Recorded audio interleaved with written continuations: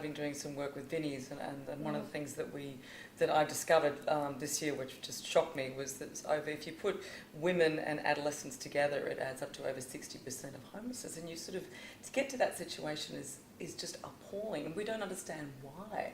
And when you just sort of said that, it's kind of a safer, calmer place to be, is not to be in that situation. Because it doesn't so much, it's not so soul-destroying if somebody you don't know is abusive or disrespectful or violent. Yeah.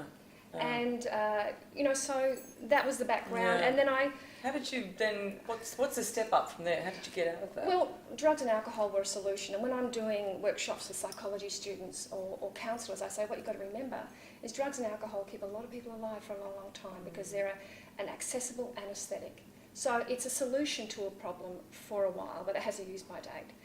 And in Australia, being a pissed idiot is pretty much a rite of passage in the 20s. You don't really pick it up with anybody. We all drink heavily, and because I'm a child of the 60s, getting married in your 20s is what we were sort of doing at that stage.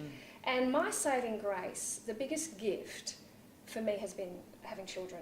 So I had my boys are now 27 and 25.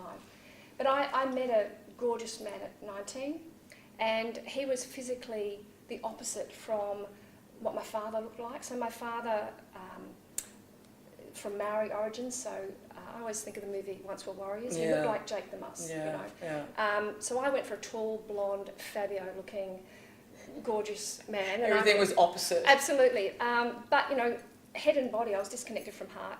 Married him, had 2 beautiful boys, and as soon as I gave birth, the maternal channel in my heart turned on and gave me a reason to want to start to look at myself. I didn't drink and drug, and a lot of people think that with addiction, you're always drinking and drugging. It's accumulative like a cancer. So in my 20s, it was manageable. I could go 2 or 3 days. And I've also done a lot of work, been privileged to work with a lot of professors on drug and alcohol. And one professor I worked with, Professor John Saunders, who I had an instant father crush on, explained to me, and he was the president of the World Health Organization, not president, he was consulting, he's just this amazing man. And he was running the Royal Brisbane Hospital Detox Unit.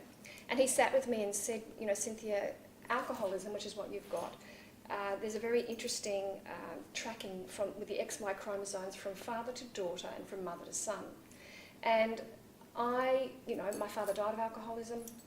I was the mother of 2 sons when I heard this. They were 7 and 9 when I got clean and sober. And I remember saying to him, does this mean my boys are going to be addicts? Yeah. And he said it means they carried that genetic profile. Yeah.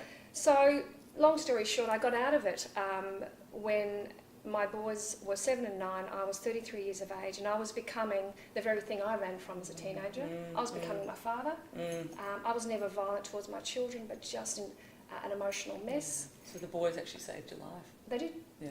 Yeah, so I got clean and sober, then marriage fell apart, and then I started to write. So, and the writing, words are my best friend. And I write every day, and the writing became books, and it's just snowballed from there.